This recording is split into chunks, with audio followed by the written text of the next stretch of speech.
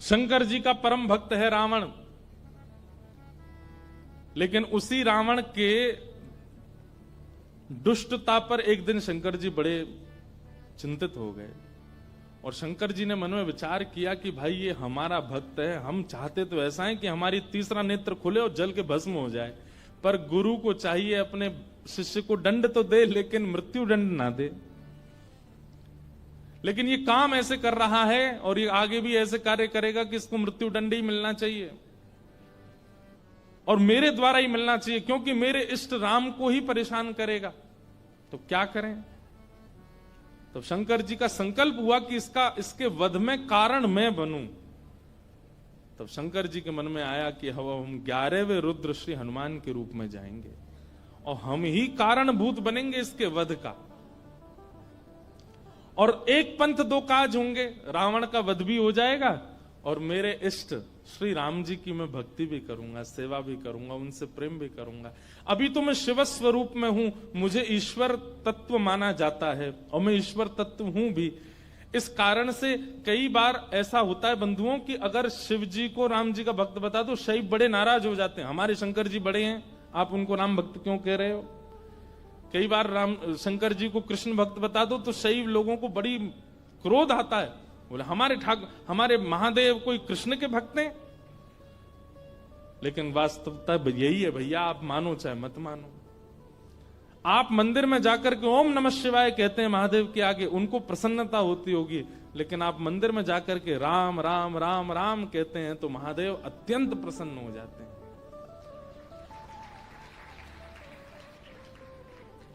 सहस्त्र नाम तत्तुल्यम राम नाम वरानने। हजारों बार कोई राम नाम कहता है तब राम नाम को सुनने के लिए महादेव स्वयं प्रकट हो जाते हैं। कृष्ण नाम सुनकर के स्वयं प्रकट हो जाते हैं महादेव। तो महादेव ने विचार किया कि मेरे इष्ट की सेवा भी हो जाए और ये दुष्ट रावण का वध भी कारण मैं बनूं।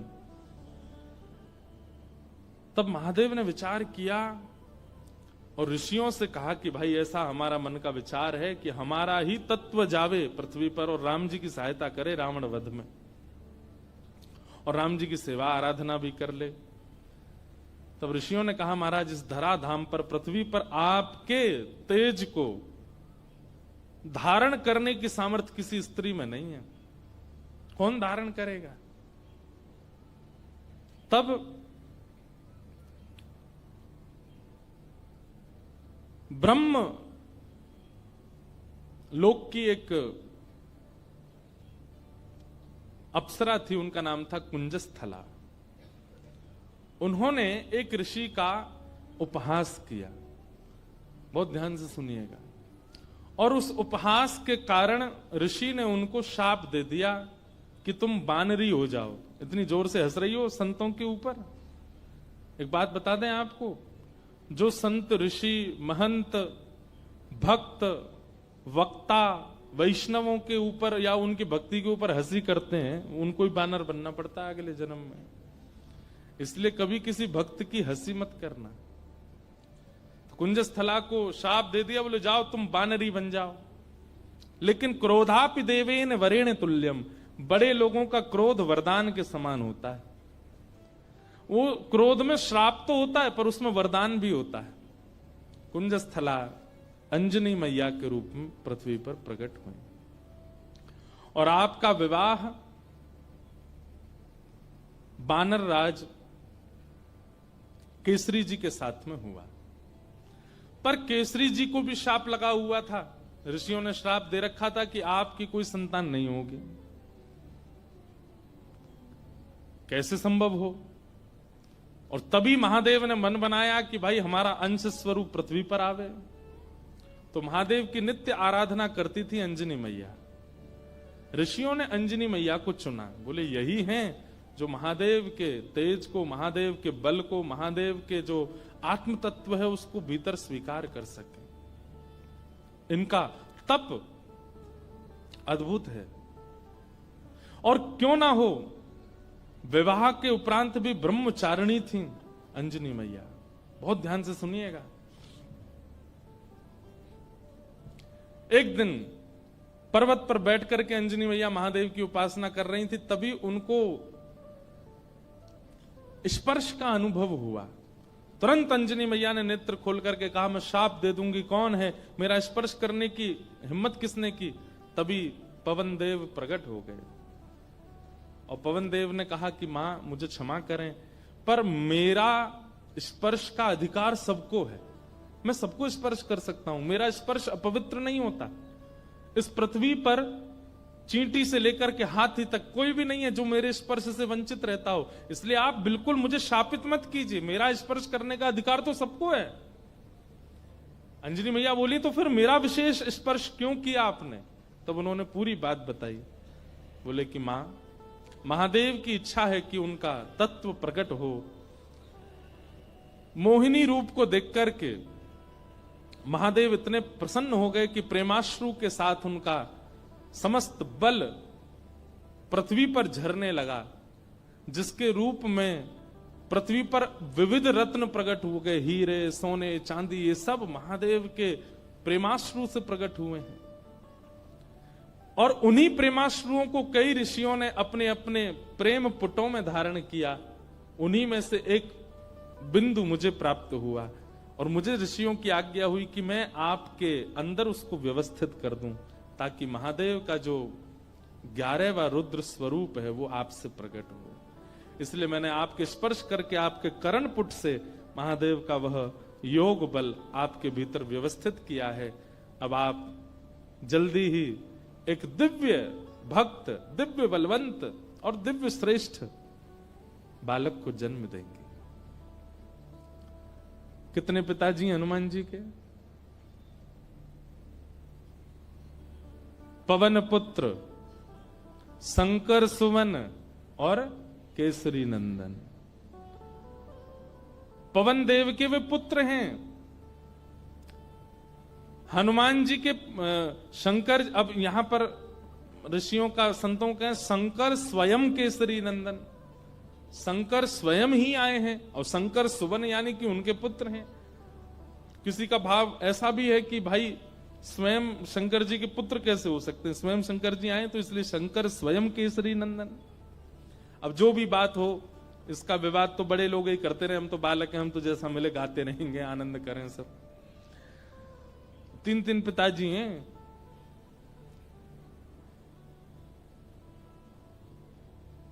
इस प्रकार आज ही के दिन अंजनी मैया ने, अंजनी मैया के दिव्य कोख से दिव्य तेज प्रकट हुआ और पृथ्वी पर प्रकट हुए इस पृथ्वी के रक्षक, भक्तों के रक्षक, दानवों का दलन करने वाले प्रभु श्री राम के अनन्य भक्त पवन पुत्र श्री हनुमान जी महाराज की जय हो, जय हो, जय हो। श्री हनुमान जी का प्रादुर्भाव हुआ, तीनों लोकों में डुमडुमियां बजने लगी, देवता सब आनंदित हो गए, सब सुरक्षित अनुभव करने लगे। क्यों? बोले अब हमारी रक्षा करने वाले आ गए। श्री हनुमान जी महाराज का प्रादुर्भाव हुआ। देवताओं ने आकर के सबने उनको बल प्रदान किया, किसी ने बल प्रदान किया, किसी ने गदा प्रदान की, किसी ने बुद्धि प्रदान की, किसी ने मेधावी। इस प्रकार से सब देवताओं ने आकर के हनुमान जी महाराज को दिव्य दिव्य तेज प्रदान किया।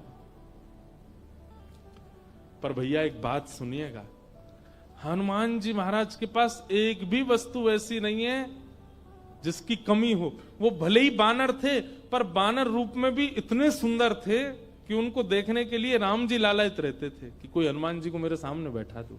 आज भी अनेक हनुमान मंदिरों में आप देखेंगे हनुमान जी के सामने ही राम जी बैठे होंगे। प्रियतम को सामने बैठाया जाता है, भले ही भक्त हैं हनुमान जी, लेकिन राम जी को उनका दर्शन इतना अच्छा लगता है, पूरा विश्व राम जी को देखता है, पर राम जी हनुमान जी को देखते हैं। और इस सुंदरता का कारण क्या है कि हनुमान जी में इतनी योग्यताएं हैं, पर सारी योग्यताएं भक्ति से ढकी हुई हैं। हम लोग कैसे हैं? हमारी सारी योग्यताएं प्रकट रहती हैं।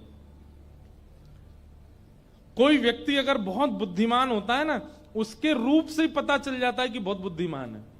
ये देखो हनुमान जी डोल रहे हैं, बाय आ जाओ, आहा आ जाओ, मंच पे आ जाओ। ये देखो पूंछ से लपेट दो एक आध पंडित जी को, अनंत बलवंत श्री हनुमान जी महाराज की। यहाँ बैठ जाओ आगे, ये स्पीकर के आगे बैठ जाओ। हाँ बैठ जाओ। हनुमान जी बेचारे दांत नहीं है इनके, बैठ जाओ। खड़े रहोगे थक जाओगे। हे हनुमान जी बैठ जाओ, पूंछ संभाल के। गदा नीचे धर दो, गदा नीचे रख दो, थक जाओगे। बस ऐसी कथा सुनते रहो। बोलो हनुमान जी महाराज की जय। तो हनुमान चालीसा करके ही जाना सब लोग, उससे पहले मत चले जाना। हम लास्ट में ही करेंगे कि आप चले नहीं जाओ। आपसे पहले तो हमको जाना है।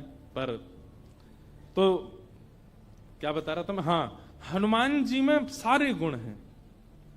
अष्ट सिद्ध नवनिधि के दाता, असवर दीन जानकी माता।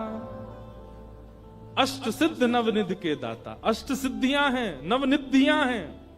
महाराज हम पे तो एक सिद्धि आ जाए, सिद्धि नहीं भी आवे तो हम लोग फूले नहीं समाते। उन पे तो 8 सिद्धियां हैं, 9 निधियां, पर फिर भी हनुमान जी महाराज इतने दीन कैसे? भक्ति।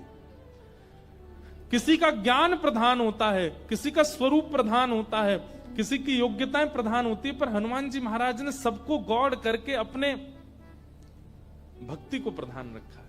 अच्छा एक बात बताएं, हनुमान जी का एक गुण है, बहुत ध्यान से सुनिएगा।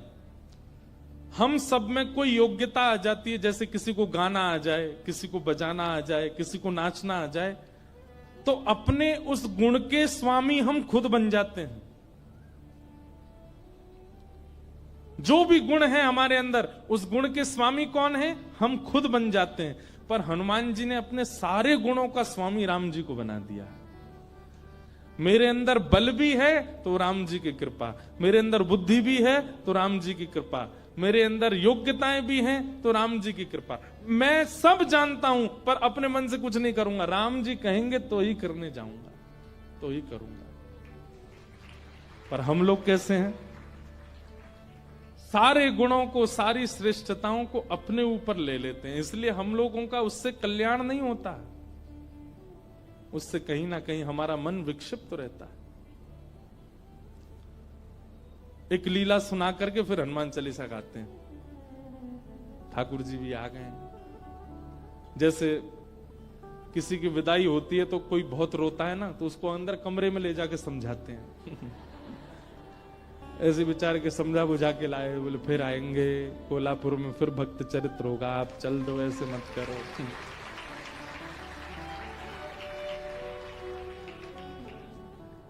विरह बहुत ज्यादा है भैया, ने ऐसे लिटा के बैठे हो, इन्हें बोल दो कहीं फिर से कूद पड़े ऊपर से। तो एक लीला सुनिए, सब लोग इधर देखो, उसके बाद हम कथा विश्राम करेंगे। हनुमान जी लौट रहे थे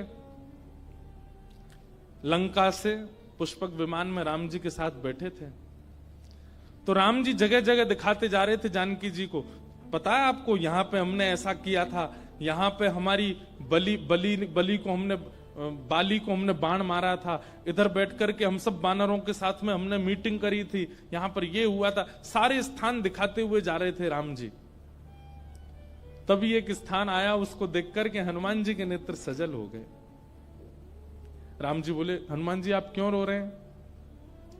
हनुमान जी बोले, अब जो नीचे स्थान है ना, ये मेरी जन्मभूमि है, यहाँ मेरा जन्म हुआ है, और मैं अपनी मैया अंजनी मैया से बहुत वर्षों से मिला नहीं हूं। मुझे सीता जी में ही अपनी माँ दिखती हैं, पर क्योंकि जन्म स्थान के ऊपर से जा रहे हैं तो मुझे याद आ गई माँ की। राम जी बोले, इसी वक्त यहीं पर ही विमान रोको, नीचे चलो, तुम अपनी माँ से। नहीं नहीं भगवान लेट हो जाएंगे। बोले नहीं, कोई देरी नहीं, हम भी मिलेंगे, हमारे हनुमान जी की माता जी का हम भी दर्शन करेंगे। हनुमान जी बोले, आप मिलेंगे मैया से? बोले हाँ मिलेंगे, चलो। और महाराज, अब कई लोग तो अलग अलग स्थान बताते हैं, पर एक प्रकार से श्री हनुमान जी महाराज महाराष्ट्र में जन्मे, नासिक के पास में श्री हनुमान जन्म स्थान है, ऐसा माना जाता है। सब लोग अलग अलग स्थान मानते हैं, पर हम नासिक में गत वर्ष 1 महीना थे तो वहां हमको वहीं बताया गया कि यहीं पर ही श्री हनुमान जी महाराज का जन्म हुआ। दंडक वन, दंडकारन वन। और लगता भी है वहां स्थान पर, ऐसा प्रतीत भी होता है कि हनुमान जी यहीं जन्मे होंगे। तो वहां पहुंचे और सीता जी, राम जी सब लोग गए तो देखा एक पर्वत के ऊपर नेत्र बंद करके बैठी अंजनी मैया। नेत्र खोल करके जैसे ही देखा तो सामने राम जी, जानकी जी, लक्ष्मण जी, सब वानरों की सेना और श्री हनुमान जी महाराज आ रहे हैं। अंजनी मैया के नेत्र सजल हो गए, दंडवत प्रणाम किया, बोले वाह, ऐसा पुत्र पूरे विश्व की मैयाओं को मिले जो साक्षात भगवान को लेकर के आवे। हनुमान जी को हृदय से लगा करके मैया बड़ी प्रसन्न हो गई। अरे मेरे लाल, अरे मेरे सुत, खूब पुचकारने लगी। वो प्रेम देख करके सबके नेत्र सजल हो गए। कितना प्रेम कर, हनुमान जी इतने बलवान हैं लेकिन मैया को देख करके बालवत हो गए, छोटे से लाला बन गए। जैसे एक लाला अपनी माँ के वक्ष पर ऐसे सिर रगड़ता है और माँ के गोद में बैठ जाता है, माँ के ऊपर चढ़ जाता है, ऐसे हनुमान जी चढ़ गए अपनी मैया के ऊपर। और ये श्री अंजनी मैया एक बालवत जैसे लाला को प्रेम करती हैं, ऐसे हनुमान जी को हृदय से लगा के खूब पुचकार रही हैं। हनुमान जी के नेत्र सजल हो गए, राम जी के नेत्र सजल हो गए देख करके अंजनी मैया के इस प्रेम को। अब मैया बोली लाला चल अब उतरो, देखो ठाकुर जी आए, कुछ सामग्री बनाऊं, कुछ पधराऊं इनको। सामग्री सिद्ध की अंजनी मैया ने, राम जी को अपने हाथ से भोजन पवाया। हनुमान जी आज इतने प्रसन्न हैं कि मेरी जन्मभूमि पर राम जी आए हैं। देखो हनुमान जी का एक गुण देखा आपने, हनुमान जी ने जिद नहीं की राम जी से कि मेरे घर चलो, राम जी खुद गए। यही होना चाहिए एक भक्त का स्वरूप, अपने गुरु से, अपने आचार्य की, उनकी इच्छा है जहां वहां चलो, अपनी इच्छा से नहीं। अंजनी मैया ने प्रसाद आदि के बाद पूछा कैसा रहा आपकी लंका में जो युद्ध, उसकी चर्चा तो बहुत सुनी, पर आप लोग खुद अपने मुख से बताइए कि वहां कैसा क्या रहा। हनुमान जी महाराज बोले मैं बताऊंगा, पूरे लंका कांड तो मैं ही सुनाऊंगा। सुंदर कांड से सुनाना शुरू किया हनुमान जी ने। बोले ऐसे ऐसे भगवान ने कहा पता करके आओ, और मैया मैं उड़ करके गया और जाकर के मैंने वहां पर फिर लंका जला दी, सीता जी से मिल के आए, फिर हम वापस आए, राम जी से आकर के हमने निवेदन किया, पूरी बानर सेना लेके फिर हमने सेतु बनाया, सेतु बना करके वहां गए, वहां पर लक्ष्मण भैया को शक्ति लग गई तो फिर मैं हिमालय पर जाके पर्वत लेके आया, अंजनी संजीवनी बूटी दी गई, आदि आदि पूरी कथा सुनाने लगे। सब तो प्रसन्न, लेकिन अंजनी मैया बिल्कुल प्रसन्न नहीं थी। सीता जी ने कहा मां, श्री हनुमान जी के इस ऐश्वर्य को सुनकर के आपको प्रसन्नता नहीं हुई? अंजनी मैया बोली मुझे बिल्कुल प्रसन्नता नहीं है, बल्कि मुझे तो संशय हो रहा है हनुमान के ऊपर। बोले क्यों? बोले हनुमान के होते हुए भी राम जी को इतना परिश्रम क्यों करना पड़ा? ये मेरा पुत्र हनुमान है, इसकी परवरिश ऐसी हुई है, इसका लालन पालन ऐसा हुआ है कि ये अकेला चाहे तो अपने एक बाम पाद प्रहार से पूरी लंका को रसातल में भेज सकता था। इसके रहते हुए सेतु बनाना पड़ा, लक्ष्मण भैया को शक्ति लगी, वैद्य बुलाने पड़े, इतने दिन तक युद्ध होता रहा, अहि रावण की यहां ठाकुर जी को जाकर के रहना पड़ा, और ना जाने क्या क्या। ये सब सुनकर के मेरा मन बहुत विचलित हो रहा है। मुझे लग रहा है कि हनुमान तुम्हारे रहते हुए राम जी को इतना श्रम करना क्यों पड़ा? अरे तुम्हारे लिए तो बाएं हाथ का खेल है, तुम जाकर के पूरी लंका का नष्ट करके रावण को रसातल में फेंक करके सीता जी को कंधे पे बैठा करके ले आते तुम। इतना श्रम करने की आवश्यकता ही नहीं थी, करना क्यों पड़ा? तो ये बात सुनकर के और तो किसी के मन में नहीं, पर लक्ष्मण जी के मन में थोड़ा सा आया कि मैया को कुछ ज्यादा ही बल का मान है कि बहुत ज्यादा बलवान है। अरे ठीक है, हनुमान जी हो गई लीला पूरी, अब इतना क्रोध क्यों कर रही है बेचारी उन पे? अंजनी मैया समझ गई, लक्ष्मण जी अभी समझ नहीं रहे कि मैं क्या कहना चाह रही हूं। तभी अंजनी मैया एक दूर पर्वत पर गई और वहां पर्वत पर जाकर के हनुमान जी को टकटकी लगा के देखने लगी। तो हनुमान जी को देखते देखते अंजनी मैया के चित्त में वात्सल्य उमड़ा और वही वात्सल्य उनके पयोधर से दुग्ध बन करके बहने लगा। एक बूंद दुग्ध की पयोधर से निकल करके जैसे ही उस पर्वत खंड पर गिरी, पर्वत बीच से विदीर्ण हो गया, ज्वालामुखी प्रकट हो गई, काले काले बादल आकाश में छा गए, पृथ्वी डामाडोल हो गई। लक्ष्मण लाल जी बोले ये क्या था? अंजनी मैया बोली ये अंजनी के पयोधर के दुग्ध के एक बिंदु का ये असर है। जिस बिंदु को पृथ्वी और ये पर्वत नहीं सहन कर पाते, उस बिंदु, उस दुग्ध में पला बड़ा है हनुमान। उसको अपने गर्भ में धारण किया हनुमान ने। अंजनी के दूध को गर्भ में धारण करने की सामर्थ्य किसी की नहीं है। जीवन पर्यंत विवाहिता होते हुए भी, बालक होते हुए भी ब्रह्मचारिणी है अंजनी मैया। उनके दुग्ध को पिया है हनुमान ने, और उसके रहते हुए, इतना बलवंत होते हुए भी ये सब करना पड़ा। तब अंत में राम जी उठे, बोले मैया आप हनुमान जी के बल पर किसी को संशय नहीं है, किसी को शक नहीं है, पर हनुमान जी में एक गुण है क्या कि वे अपने बल को अपना नहीं मानते, वो मेरा मानते। वे चाहे तो जाकर के रावण को मार सकते थे, लेकिन वहां भी चिंतन कर रहे थे राम की आज्ञा नहीं है मुझे। वे चाहते तो पूरी लंका को जला नहीं, रसातल में फेंक देते, उठा करके उखाड़ करके। हनुमान जी महाराज ने, एक कथा आती है कि रावण की सेना में चिरंजीवी सेना भी थी रावण की, मतलब उनको कोई मार ही नहीं सकता, उन्होंने अमृत पिया रखा था, वो मरेंगे ही नहीं, चाहे उनको सुदर्शन चक्र काट दे, चाहे उनको गदा से मार दिया जाए, उनकी मृत्यु नहीं हो सकती। जब वे अजर अमर योद्धा लड़ने के लिए हनुमान जी से आए तो हनुमान जी बोले क्या करें, ये मरने वाले तो है नहीं। तो हनुमान जी ने अपनी पूंछ पर लपेट करके इतनी वेग से उनको आकाश के ऊपर भेजा कि जहां गुरुत्वाकर्षण, पृथ्वी का गुरुत्वाकर्षण होता है ना, कोई भी चीज ऊपर फेंको नीचे गिरती है, तो कुछ समय बाद गुरुत्वाकर्षण खत्म हो जाता है। हनुमान जी ने उन सबरे चिरंजीवी योद्धाओं को अपनी पूंछ में लपेट करके इतनी जोर से ऊपर फेंका कि गुरुत्वाकर्षण की सीमा से ऊपर चले गए। आज तक आकाश में ही घूम रहे हैं वे लोग, लौट के नहीं आ पाए पृथ्वी पर। तो श्री हनुमान जी महाराज के बल में किसी को संशय नहीं है, पर राम जी कहते हैं तब प्रताप रघुनाथ, वो अपने प्रत्येक बल को मेरा प्रताप मानते हैं। मेरी आज्ञा नहीं थी रावण को मारने की, मेरी आज्ञा नहीं थी लंका को रसातल में फेंकने की। अगर आज्ञा होती तो ये सब करने की आवश्यकता नहीं थी। अकेला हनुमान जाकर के सब क्रिया कर सकता था, लेकिन आप सौभाग्यशाली हैं मैया, आपका लाला इतना बलवंत, इतना बुद्धिवंत, इतना योग्य होते हुए भी मेरे अधीन रहता है, अपने योग्यता को नहीं मानता। तब अंजनी मैया प्रसन्न हुई, हनुमान जी को हृदय से लगाया। ऐसे श्री हनुमान जी महाराज हैं।